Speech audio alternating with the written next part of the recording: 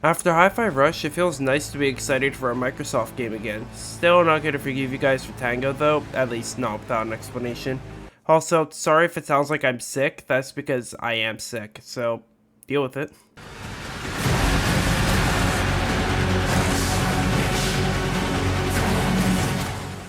As someone who's never been as much a hardcore fan of the recent Doom games as my friends, the story is perfectly alright.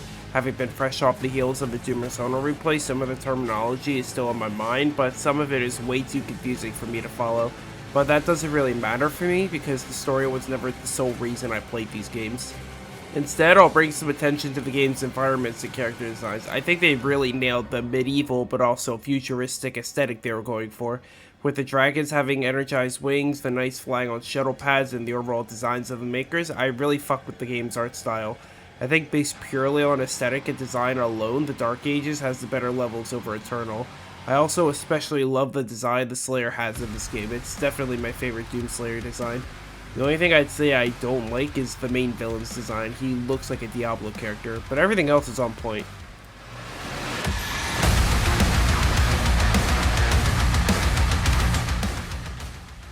Doom the Dark Ages adopts a more grounded gameplay style compared to the ADHD movement fest that was Eternal. And don't get me wrong, I liked Eternal, but sometimes it was just way too fast for my liking, especially since shooters aren't my forte.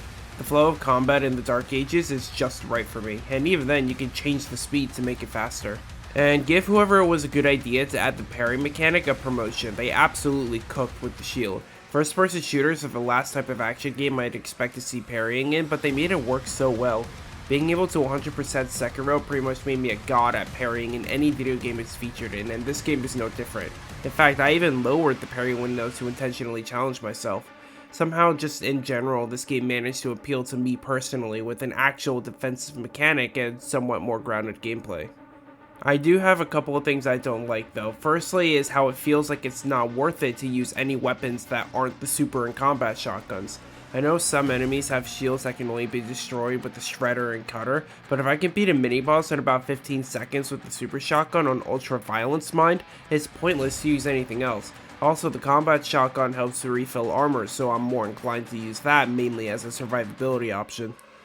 I mean, the Pulverizer and Ravager are fucking sick too though, so I like using them. Another thing I don't like is how a lot of the upgrades seem pointless up until the very last one. For the shield especially, a lot of it is just increasing the range of your throw and how many enemies it hits. For something as versatile and tactile as the shield, you'd expect it to get more varied upgrades and maybe provide different playstyles.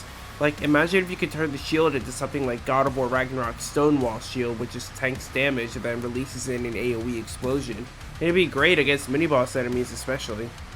Lastly, I don't like how there are almost no unique glory kill animations. Doom Eternal had 3 or 4 unique finishers per enemy type depending on which direction you kill them from. But here it's just swing your shield or throw your flail for every single enemy. It just kind of gets repetitive at points and loses its luster really quickly.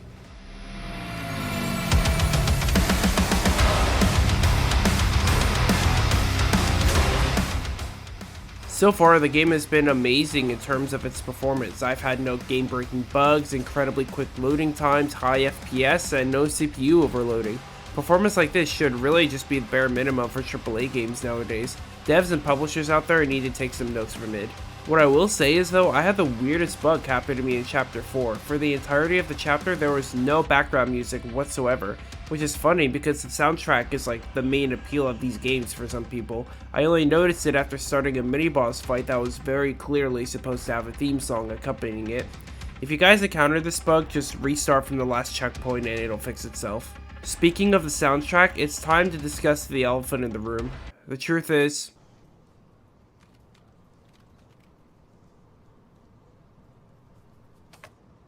I like the Dark Ages soundtrack. It adopts a more traditional heavy metal vibe than Mick Gordon's very synthetic and electronic music, which I feel like is why a lot of people are so turned off by it. And sure, it's not as good as Eternal's soundtrack, but I still think Finishing Move did a pretty good job with it. And I believe it's a little bit silly and, dare I say it, disingenuous to blindly hate on the OST just because of how Mick was treated by Bethesda. Like, give it a chance before saying its ass. Despite the OST being pretty good, you really feel the background music from it. Let me explain. Many of the songs on the soundtrack, good as they may be, only work because of the scenes the songs accompany them in. The best video game soundtracks are the ones that can be listened to in a casual sense, but are also enhanced in the game itself. What I mean is, I want a reason to remember the game's soundtrack. God of War 1 and 2 soundtracks are just iconic and are constantly playing in my head. I can't remember a single song from God of War Ragnarok soundtrack that isn't the main theme, and I made 3 video essays about that game. Doom the Dark Ages soundtrack suffers from the same problem, where the only thing they fear is you as timeless. Unchained Predator is just a good song.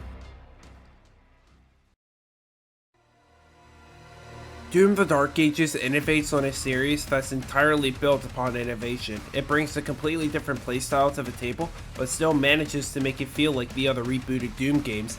I can see this being an easy Game of the Year contender for many people, myself included. Doom the Dark Ages is available on Xbox Game Pass for Xbox and PC for $11.99 a month. Other than that, it's available for standalone purchase on Xbox Series X and S, PlayStation 5, and PC via Steam, Battle.net, and the Microsoft Store. There are 2 versions of the game available, Standard and Premium. The Standard Edition costs $70 and just comes with the base game. The Premium Edition costs $100 and includes Day 1 access to the game's upcoming campaign DLC, a digital art book and soundtrack, and the Divinity Skin Pack, which contains skins for the Doomslayer, Dragon, and Atlan. For those who don't want to watch a channel update, thanks for watching, and I hope you have a good rest of your day.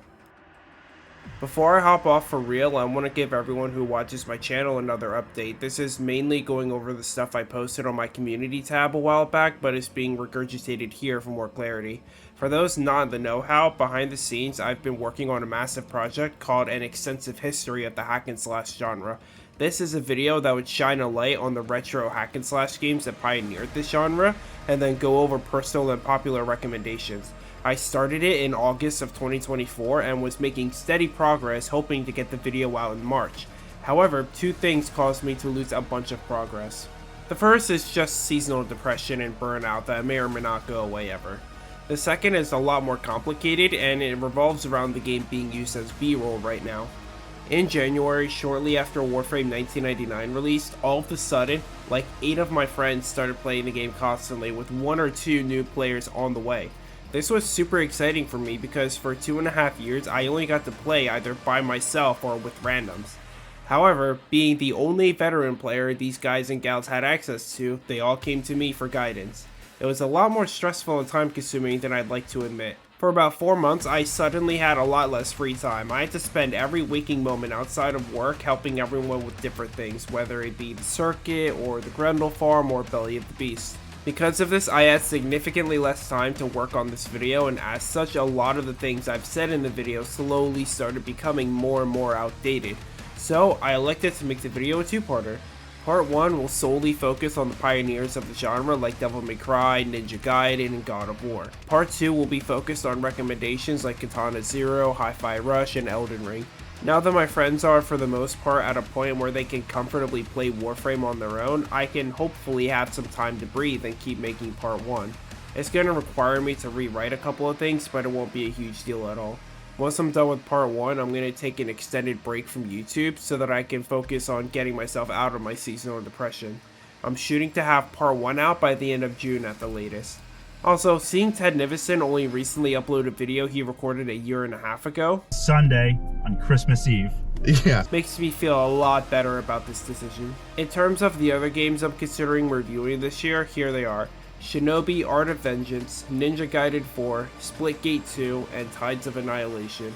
As always, nothing's guaranteed to get a review, but we'll see what happens. Gonna end this, as usual, by plugging my socials. I have a Twitter account, but it's mainly reposts, so don't feel obligated to follow me there.